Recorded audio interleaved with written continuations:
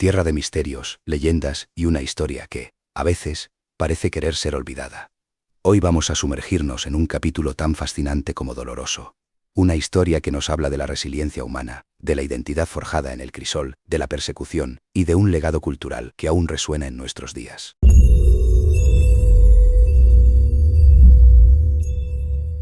Prepárate, porque vamos a desenterrar la asombrosa y trágica odisea de los judíos sefardíes. ¿Te has preguntado alguna vez cómo un pueblo mantiene sus raíces, su idioma y sus tradiciones a través de siglos de exilio?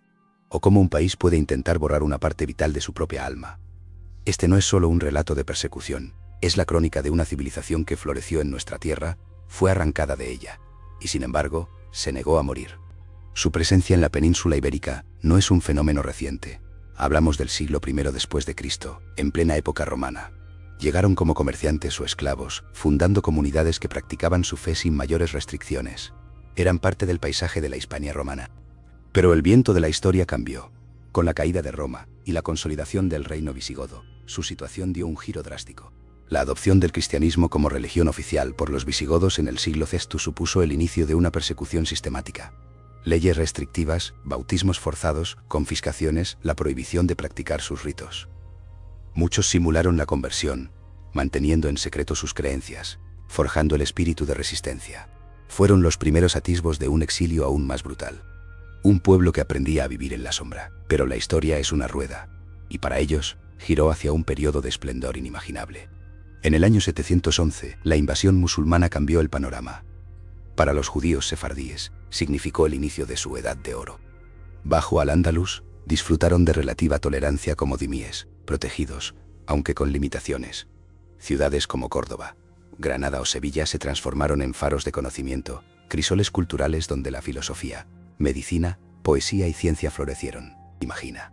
Eruditos judíos trabajando codo a codo con musulmanes en la traducción de textos griegos, el desarrollo de la astronomía o la medicina avanzada. Figuras como Hasdai ibn Shaprut, médico y diplomático en Córdoba, o el mismísimo Maimónides, uno de los pensadores judíos más influyentes de todos los tiempos, son ejemplos del genio que emanó de esta época. Fue un tiempo de renacimiento para el hebreo, que volvió a ser lengua de poesía y estudio, y el caldo de cultivo para el nacimiento del judeo español, o ladino, una lengua romance salpicada de hebreo y árabe, que fue la voz de su cultura durante siglos. Al-Ándalus no fue solo un lugar geográfico, fue un paradigma de coexistencia y creatividad que marcó la identidad sefardí. Con el avance de la reconquista cristiana, el delicado equilibrio comenzó a tambalearse. Las comunidades judías sefardíes se encontraron en una situación de ambigüedad creciente. Los reyes cristianos los protegían, reconociendo su invaluable utilidad como recaudadores de impuestos, comerciantes internacionales, médicos de la corte y administradores. Su conocimiento y habilidad financiera los hacían indispensables, pero esa misma cercanía al poder y su diferencia religiosa los convertía en el blanco de la creciente hostilidad popular alimentada por clérigos y predicadores. Vivían en barrios separados, las llamadas aljamas, con cierta autonomía. Las restricciones se fueron endureciendo. Se les obligó a usar distintivos visibles, se les impusieron limitaciones laborales y se les prohibió tener tierras o ejercer ciertos oficios. Los sermones antijudíos eran moneda corriente, sembrando miedo y odio. La coexistencia se convirtió en una tensa calma, una cuerda floja sobre el abismo. A pesar de todo, figuras como el tesorero Samuel Leví o el médico Don Prophet continuaron sirviendo a los monarcas, demostrando su capacidad y lealtad, siempre bajo amenaza. Aquellos años fueron un presagio, una cuenta atrás. El punto de quiebre llegó de manera brutal en el año 1391. Una oleada de violencia y fanatismo barrió la península. Los pogromos estallaron en Sevilla y se extendieron por Castilla y Aragón. Miles de judíos fueron asesinados, sus sinagogas y casas saqueadas y quemadas. Ante la elección entre la muerte y el bautismo forzado, muchísimos optaron por convertirse al cristianismo para salvar sus vidas.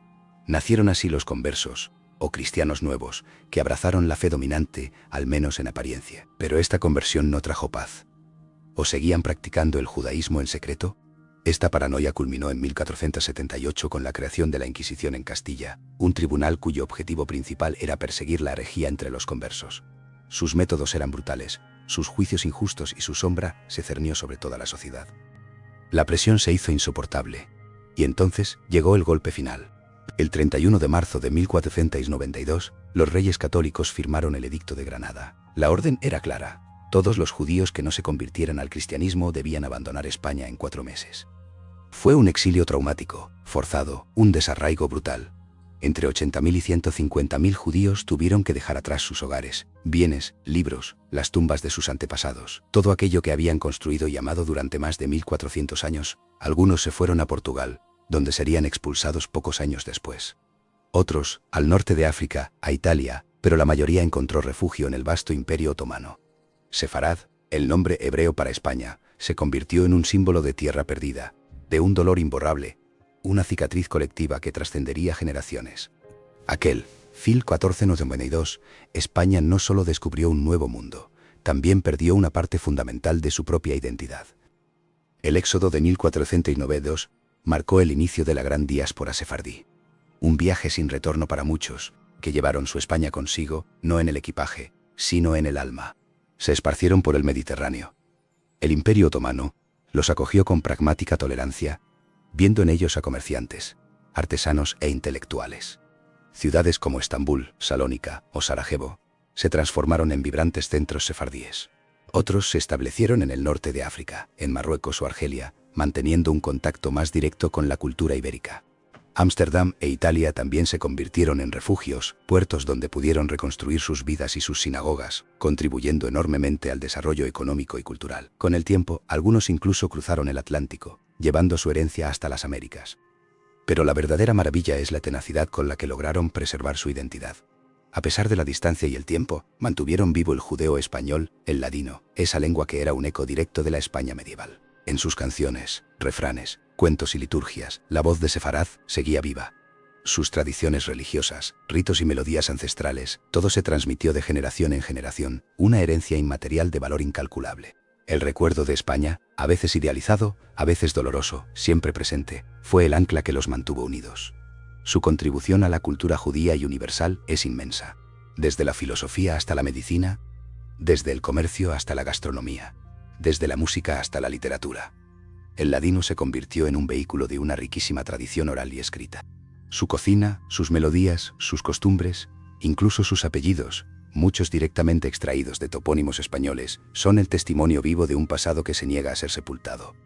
El sefardí, allí donde fue, enriqueció el mundo a su alrededor, manteniendo viva la llama de una cultura que, de alguna manera, era también un trozo de España. Durante siglos, la expulsión fue una herida abierta, un silencio incómodo en la historia de España. Pero el siglo XXI ha traído un soplo de reconciliación, un intento, aunque tardío, de sanar esa cicatriz. En 2015 España y Portugal aprobaron leyes que ofrecían la nacionalidad a los descendientes de aquellos judíos sefardíes expulsados en 1492. Fue un acto de reparación histórica, una invitación a volver a casa, no solo geográficamente, sino en un sentido simbólico.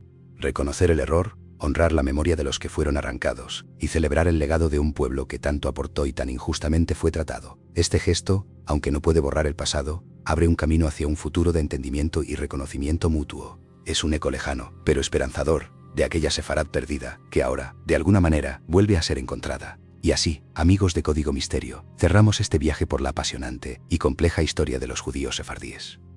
Una historia que nos enseña sobre la importancia de la identidad, la resiliencia ante la adversidad y la capacidad de un pueblo para florecer incluso después de la tragedia más profunda. Su legado es un recordatorio de que la diversidad cultural enriquece y que borrar una parte de la historia es empobrecerse a uno mismo. Si te ha parecido interesante este relato, no olvides darle un buen like, compartirlo con tus amigos y, por supuesto, suscribirte al canal si aún no lo has hecho. Déjanos tus comentarios abajo. ¿Qué te ha parecido esta historia? ¿Conocías la profundidad del legado sefardí? Nos vemos muy pronto con otro enigma desvelado aquí, en Código Misterio. Hasta la próxima, investigadores de lo insólito.